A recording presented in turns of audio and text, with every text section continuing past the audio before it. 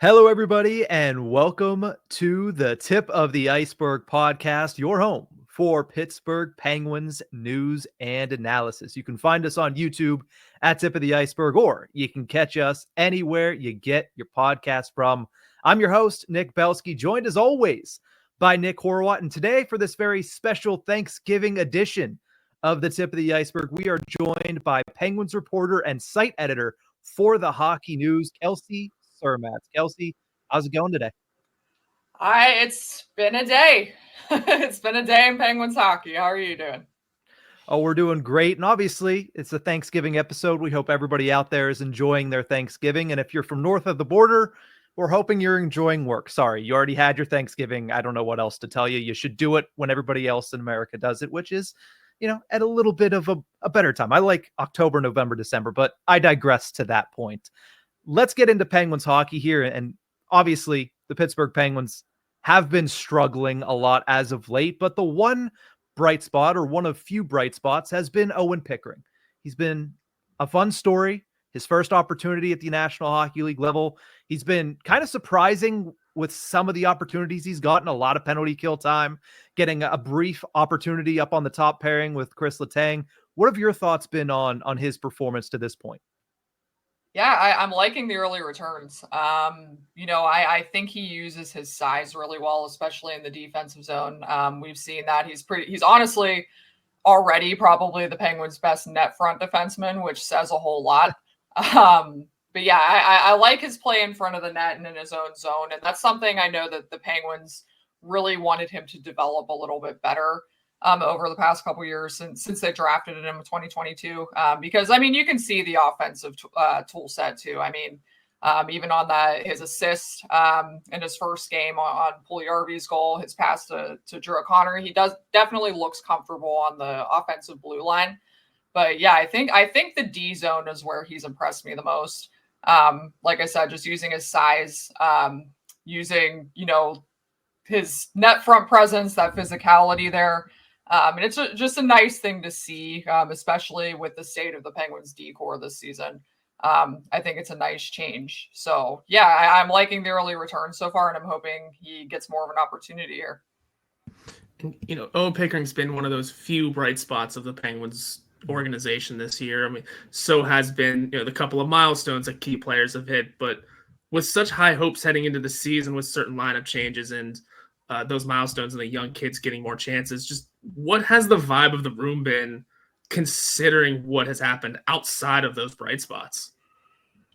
Yeah, I got to be honest with you. It's not great. And I think that's an understatement right now. Even, in Friday's game against Winnipeg, Sid didn't even make himself available to the media after the game, which is a pretty rare occurrence. He usually is pretty good about that. But yeah, even during his interviews with his 600th goal being scored on Saturday against Utah, obviously the 6-1 loss hung heavy over the locker room.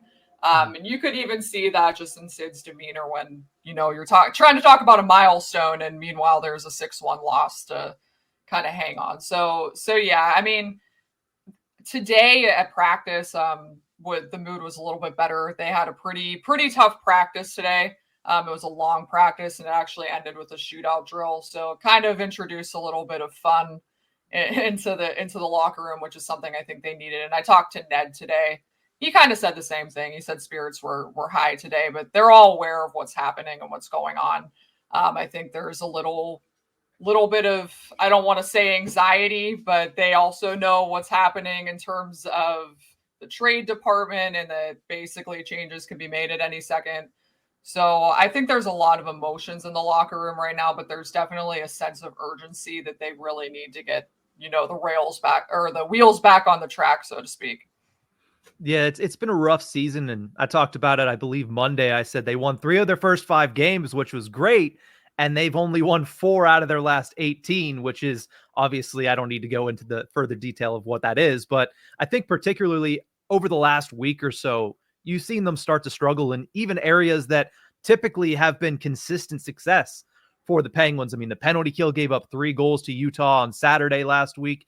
You have, Sidney Crosby kind of going off into certain struggles where he kind of disappears for a period. Evgeny Malkin had a rough weekend. What do you think, knowing that this is a team right now that so much is going in the wrong direction, is the main thing that they need to kind of put their foot in the ground and start moving back in the right direction? I think, I mean, I think a coaching change would help at this juncture. It's hard to say where the organization is with that. We saw the firing of Jim Montgomery this past week in Boston, and I think it's kind of a similar thing with Sullivan, where he's a very highly regarded coach around the league, and that much is known. I mean, he's held in very high esteem. So I'm not banking on that happening. So I guess aside from a coaching change, I honestly think at this point, the way they're playing defensively, there just doesn't seem like a viable solution that's in that locker room right now. So I think there's going to be some major shakeups coming. I wouldn't be surprised to see Marcus Pettersson dealt in the near term, especially with, injuries to blue liners on other contending teams like Winnipeg. So we'll kind of see where that goes. But outside of a trade and maybe just some of these younger guys starting to see some time in the lineup, which we've seen a little bit recently, but I still don't think there's nearly enough of that. Just outside of those couple things, I'm not sure that there's too much that can change the fact that this is just a very defensively inept team. And also, too, the offense is kind of catching up to regressing to the mean, too. I mean, Crosby's been under point per game. After Malkin's hot start, he's kind of cooled off. Same with Raquel. So they really need those guys to start stepping back up, too. And it's just kind of all over the place right now. You mentioned that trades were kind of going to be expected from what's to come with this team here, but what are your thoughts on the most recent one that just happened in grabbing Philip Tomasino for essentially a scrap of a draft pick way down the line? Yeah, I really like this move. And I think it really goes along with what Kyle Dubas has been trying to do recently. You look at the trades like the Cody Glass trade. You look at even getting Jesse Puljujarvi. He really likes having these first-round pick reclamation projects. And the nice thing about Tomasino in particular is that he's only 23 years old. So I think there's still some upside there potentially. I'm not sure that it's going to be first-round upside at this point. But honestly, I think what the Penguins need is just more of that youthful energy.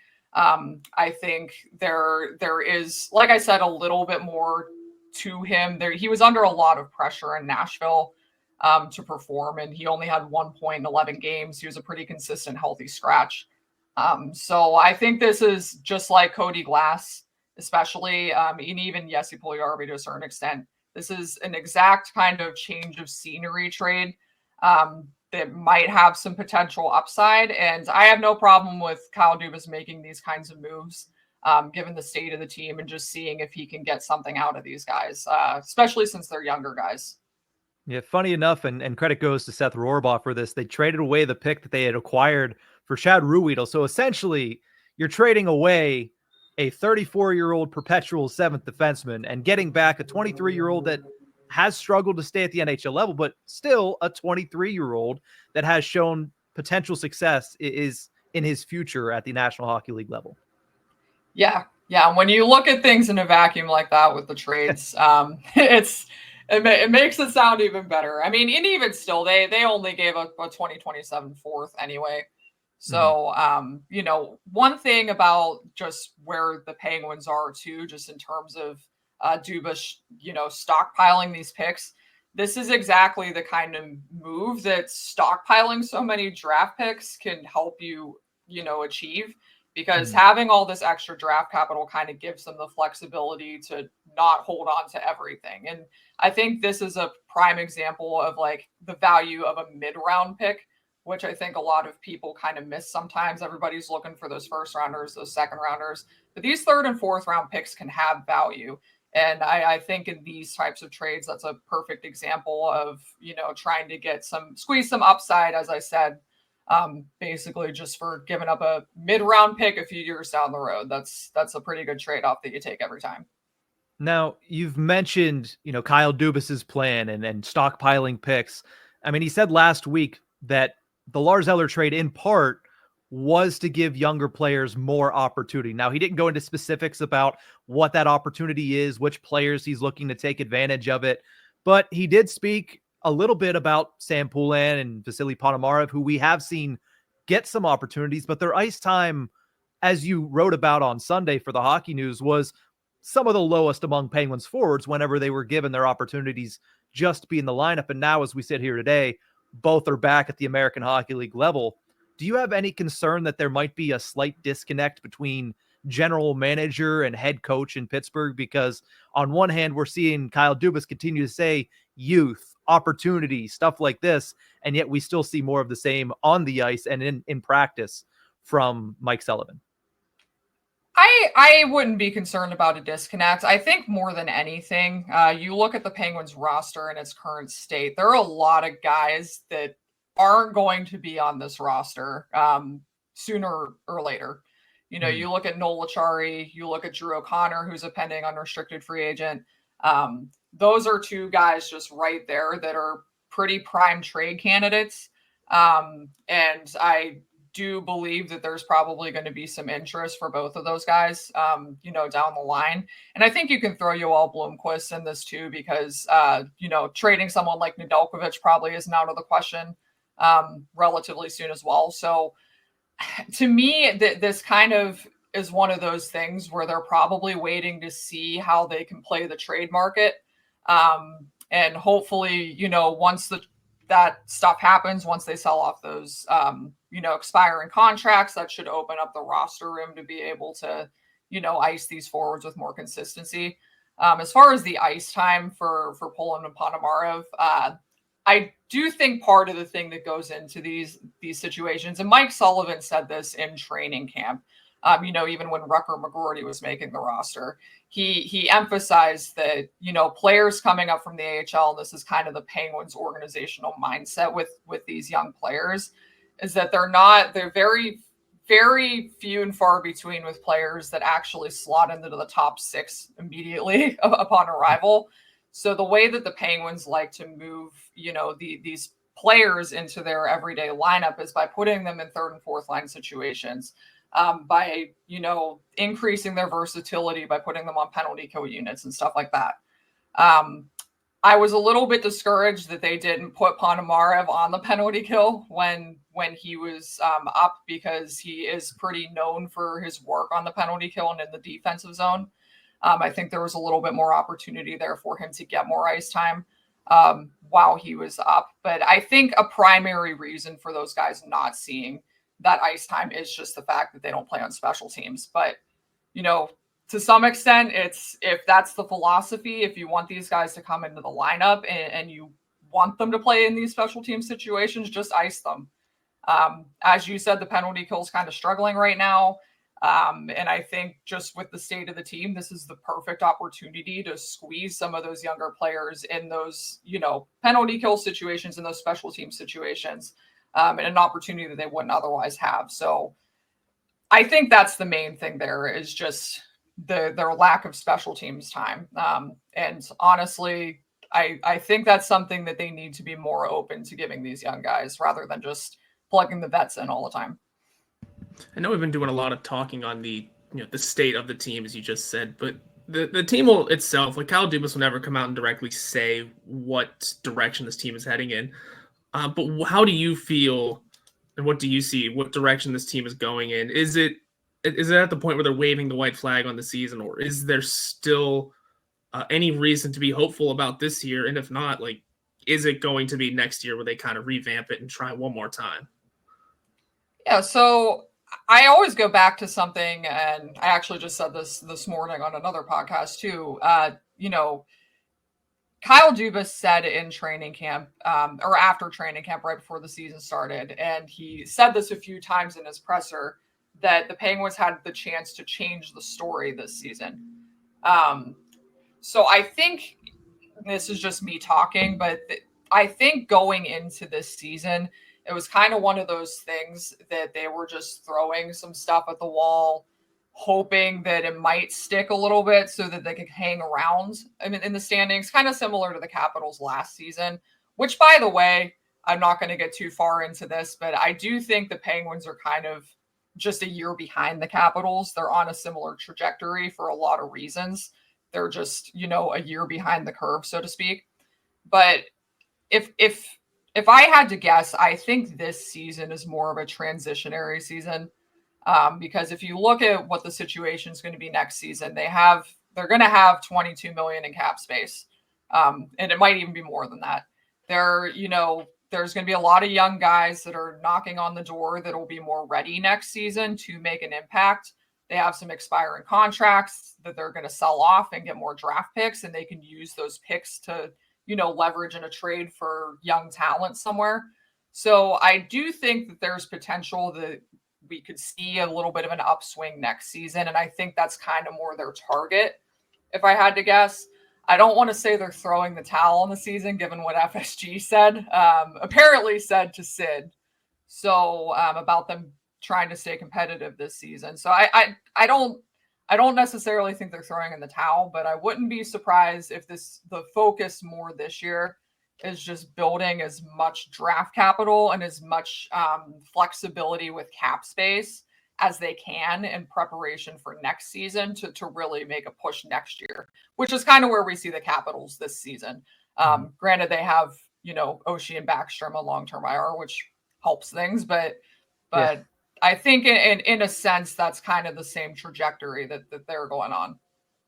I think one of the players that's going to be pivotal to that, if they do indeed want to be able to kind of stem the tide and quickly find themselves back into similar to what you said, what the Capitals are doing, is going to be Rutger McGroarty. Now, you got to see a lot of them during training camp and obviously at the beginning of the season whenever he made the NHL roster.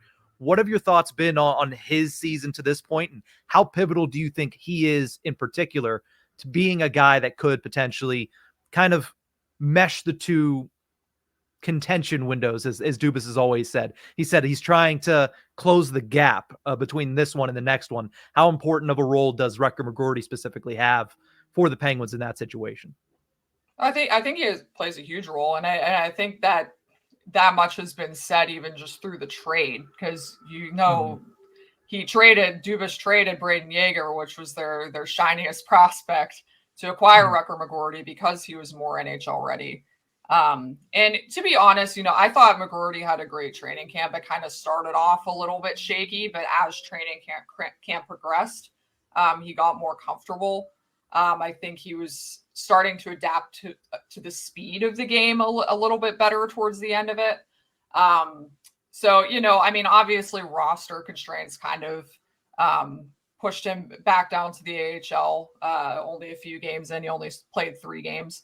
So it's kind of one of those things. I wouldn't be too worried about his start so far, because this is his first dose of professional hockey, as it is for a lot of those guys down there. And I think too, I mentioned before when Sullivan said the path that these guys usually take to the NHL, Rutger McGroarty is probably a good example of a player that you can probably just stick in the top 6. Because he's one of those guys that's where his strength is. That's where he's good. He's known for his ability, his playmaking ability, his vision, his ability to think the game. And Sully said that too. For all of his shortcomings with his skating, which I will say I do think his skating is a touch behind. But Sully kind of said that McGroarty and guys like Kevin Hayes have the ability to play a speed game through the way they think the game. And I think that much was evident with McGroarty too. You can see the hockey IQ there. All the tools are there. I think it's just a matter of him being put in the right spots to be able to succeed. I think we're starting to see that in Wilkes-Barre with his deployment now is a little bit more favorable for him. And I think the same thing will translate at the NHL level once that opportunity arises for him. So I'm not overly concerned about the point total. I'm not overly concerned about all that at this point, because I think it's just about adjusting to the way they want his path to be to the NHL. Mm-hmm. Well, Kelsey, we appreciate your time, but since it is Thanksgiving, we do have one last question for you. What is your favorite Thanksgiving side dish? Because we know Horwat's is yams or something crazy, but I want to know what yours is. Oh, that's tough. Yeah, that's tough. I love all Thanksgiving food. My sister makes like this mean sweet potato casserole. It's like it has like maple glaze and stuff. So that's probably my favorite thing. But I'm a cranberry person. I gotta have cranberries at Thanksgiving dinner. I know cranberries are a little controversial. But you gotta have the cranberries. And it has to be like the canned cranberries, like the sauce, you know. I was gonna ask what form factor is it in, like actual cranberries or the jelly that I prefer? No, the jelly. Yeah, the actual cranberries are way too tart. It's almost impossible to pick like a ripe cranberry. So definitely the canned stuff.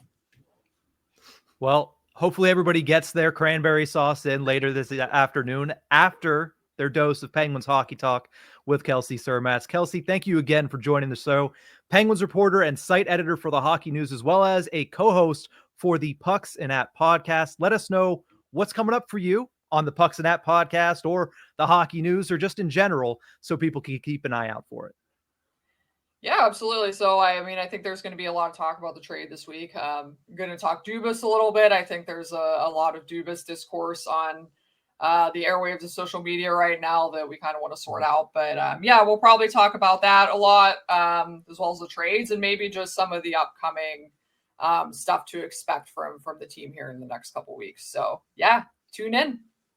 Well, to keep up with everything, you can find her on Twitter at Kelsey_Surmacz4. Thank you again for joining the show. And thank you to everybody for tuning in on this Thanksgiving. But that's going to do it for this episode of the Tip of the Ice-Burgh. You can find us on YouTube at Tip of the Ice-Burgh. Make sure you like, you share, you subscribe, all that fun stuff. Or you can catch us anywhere you get your podcast from. We'll see you guys next time.